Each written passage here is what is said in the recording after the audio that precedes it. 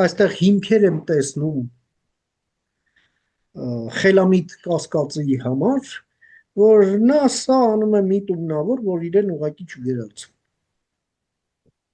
Եվ դրանով իսկ նա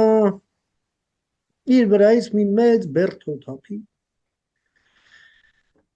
եւ շարունակի հետագայում այլի զբաղվել բիզնեսով։ Չէ, տեսեք, նախ նրանց կուսակցությունը արդեն գրանցված է արտարադատության նախարարության Հաղթում է պետական։ թերթում։ Հա, բայց Հա, տեսեք, բայց այս համագումարի նյութերը այդ պետքա այդ ամենը վավերացվի, չէ՞։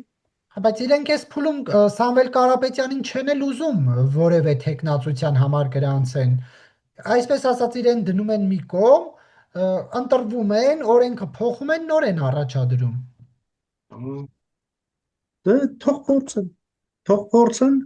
մենք էլ կտեսնենք, բացի դրանից էլ շատ հիմքեր կան եւս քննելու, թե որքանով է այդ կուսակցությունը համապատասխան Հայաստանի օրենսդրությանը որպես քաղաքական պայքարի կամ ընդհանրապես քաղաքական դաշտի սուբյեկտ։ Եվ այստեղ մեծ խնդիրներ կան։